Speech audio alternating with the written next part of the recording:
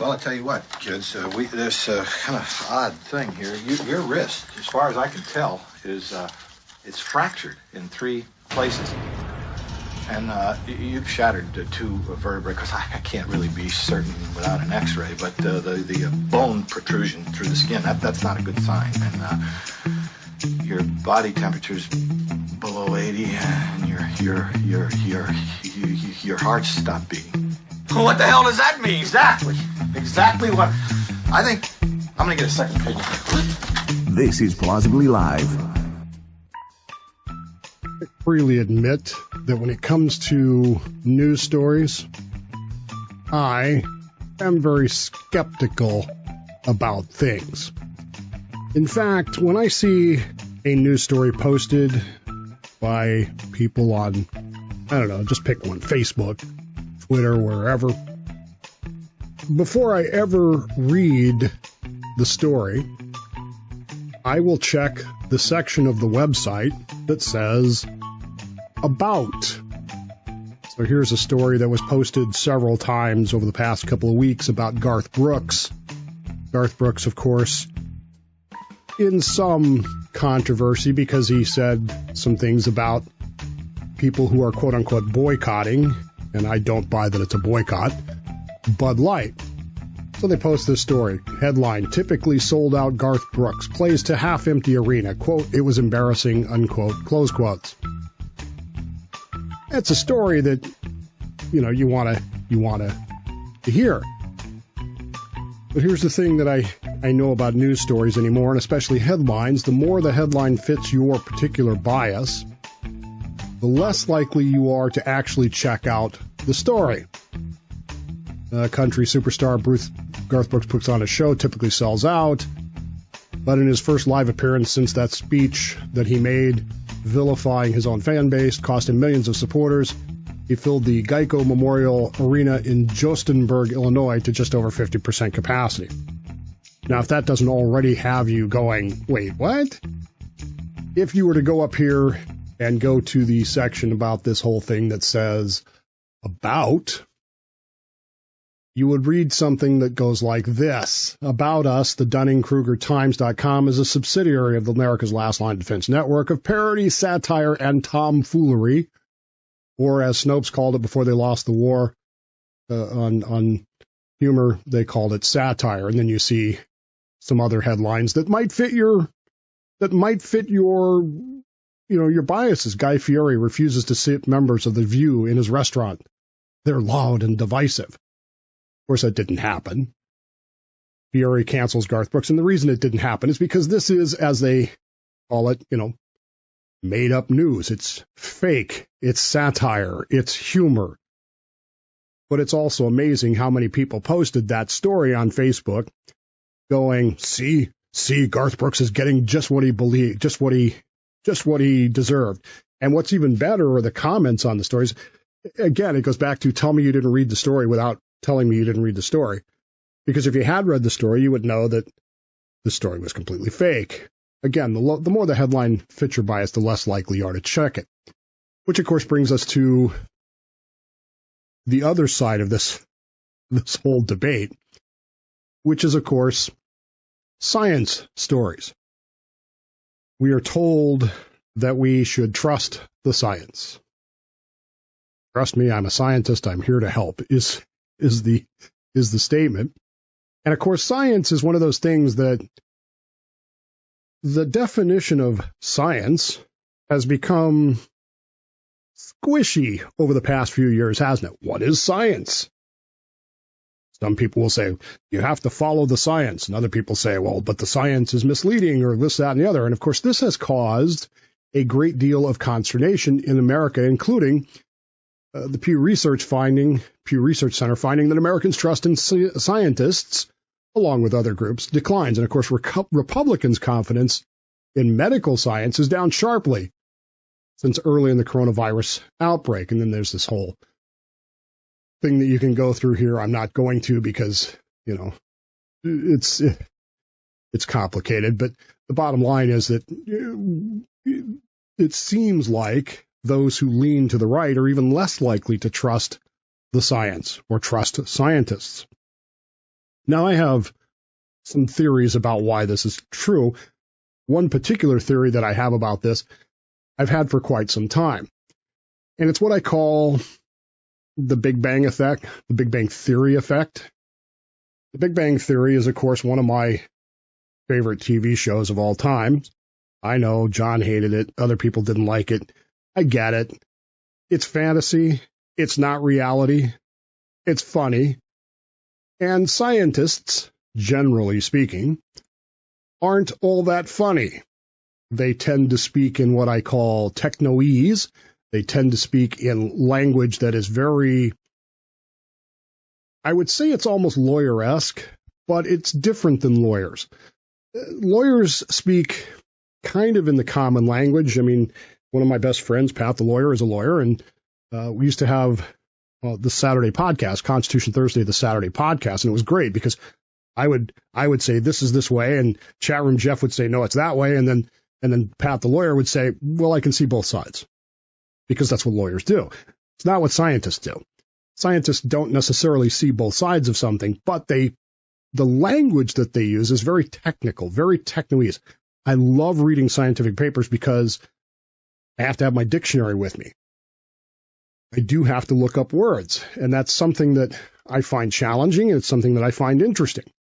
Scientists don't like to use absolutes. They don't like to say the sun rises in the east. They like to say, as far as we know, the sun rises in the east. And because they tend to speak in very technical languages, sorry, I had to check my watch. I got a message. It went beep. I turned my phone off, but I didn't turn my watch off. That was kind of dumb. They speak in these very technical languages, and they speak in these very difficult to follow technoese, technobabble kind of thing. And it makes it hard to not just, it's not a trust issue. It's a, I don't understand what the hell you're saying issue. Now, there have been some scientists through history who have been able to bypass that. I think particularly of Carl Sagan, who is one of my favorite authors. His ability to communicate far exceeded the average scientist. So much so that he talked about generalized things, particularly with cosmos, that you may not even know what Carl Sagan actually did as a scientist. And because of that, I don't know if it creates trust or not, but when you listen to him speak, or listened to him speak, he's passed on, you got a comforting feeling that you knew what was going on.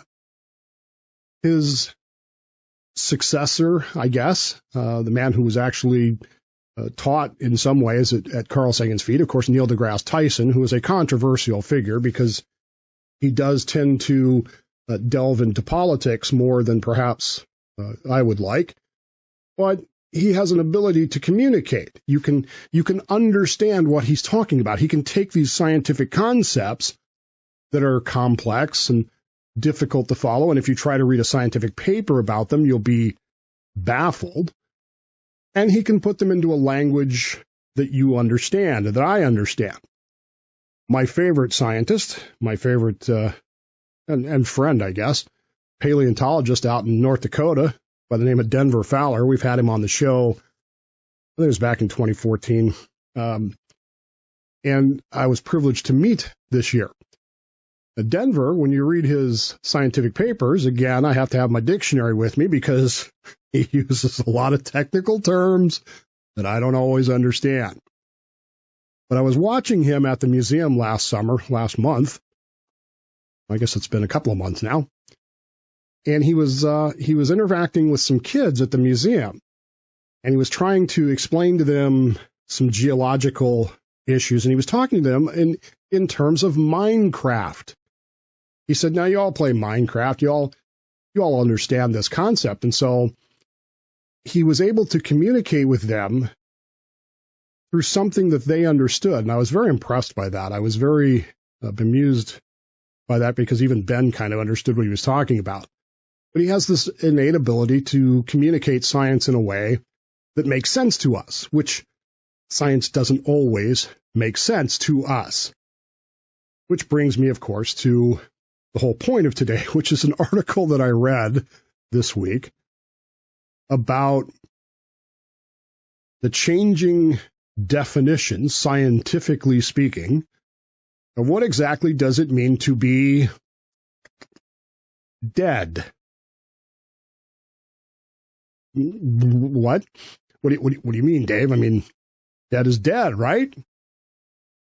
Some years ago, in 2013, we actually talked about this extensively on the show at the time.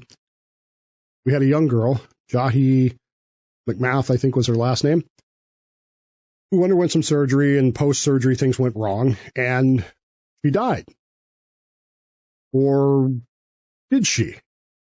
The doctors said that she was dead. The family said that she wasn't. She was on life support, and they said that they believed that she wasn't dead. Hospital said she was, and legal battles ensued with lawyers now involved, and we ended up with a situation where the young girl was moved to another state, I believe it was New Jersey, where the laws were slightly different, and she was declared undead. She was no longer dead. Now, there were some reasons for all this. There was a lot of lawyers involved with this. There was a lot of money changing hands over this whole situation. And on the one hand, you say to yourself, well, it's a family that actually believes that this little girl is going to get up and walk again, talk again, and live her life. And you sort of felt, I don't know, there were those who were very supportive of that idea. How do these doctors get to declare her dead? And then there were those of us that were saddened by this, because at what point do you say to somebody, look, it's a false hope. You don't really have that. And then you get theology involved in this. Oh, my God. Boy, did we get that involved with this. Now, theology is neither science nor law, but it impacts everything. And with regards to these kinds of cases, you get to this point where, look, if what so many of you tell me that you believe is true, is there really such a thing as death? I mean, there are those in my family who believe that the instant you die, you're in heaven. You're in a better place now. So what is dead? Even if we ditch the scientific elements of this, what does it mean to actually be dead? My grandfather used to joke a lot, before he died, obviously, about being worth more dead than he was alive. See, now that may not be true. In the case of the little girl in Oakland and then New Jersey, there was a lot of discussion about the fact that by keeping her not dead, not really alive, but not really dead, she continued to collect benefits that the family, I guess, needed financially. There was income that was involved with this, and then there were, of course, lawsuits to be had and settlements to be made and all of those kinds of things. Are you worth more dead than you are alive? Raises that question, doesn't it? What if how many times have we seen these scams?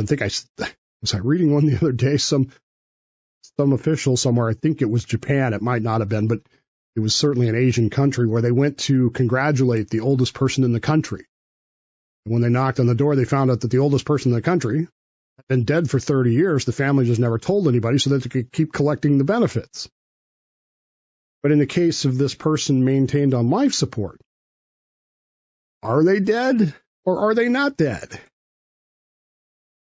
What is the definition of dead? And that's the problem now. Scientists are getting into this whole argument now about what does it actually mean to be dead? And scientific communication now is unclear. And it's making things, in an attempt to make things more clear, it's making them less clear. What does it mean to actually be dead? And now we've got major scientific papers coming out. We've got major arguments about what exactly does it mean to be scientifically dead? Because the scientific death may not necessarily dovetail very well with the legal definition of death. And why does that matter? Well, you go back to your income and benefits and those sorts of things. But now you have this issue of organ donation.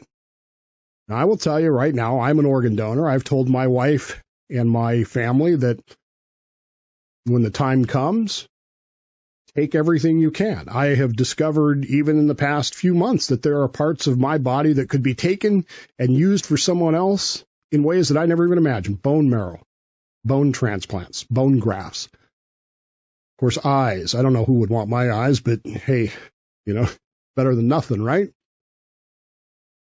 Hearts, livers, lungs, you name it. If it can be used for me, take it. That's my position. And my philosophical reasoning for that is,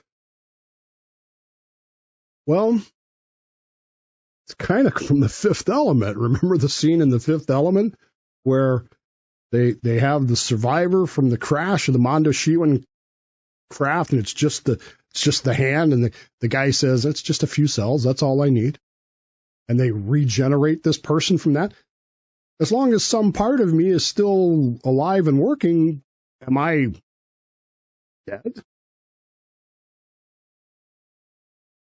Scientifically and legally? I don't know about theologically. I don't know where we're at on that, but where are we at on these questions? And so they've run into this problem now where organ donations require harvesting within a certain amount of time because, obviously the organs are going to deteriorate. But now they're running into this question about, well, if they're not legally, scientifically dead yet, we can't harvest the organs, but do we have to wait until it's too late in order to do this? And the science has become, in an attempt to make things more clear, has literally become less clear. And it's contributing, I think, in many ways to this concept of, trust the science? Why would I trust the science? The science says I'm dead when I might actually still be alive. Or is that just the family in grief, not letting go? Which is it? And this attempt to communicate with science, and that's my theory about scientists, is that they don't communicate well. But if they did communicate well, maybe we would trust it more. I don't know. Is it a reason not to trust the science again?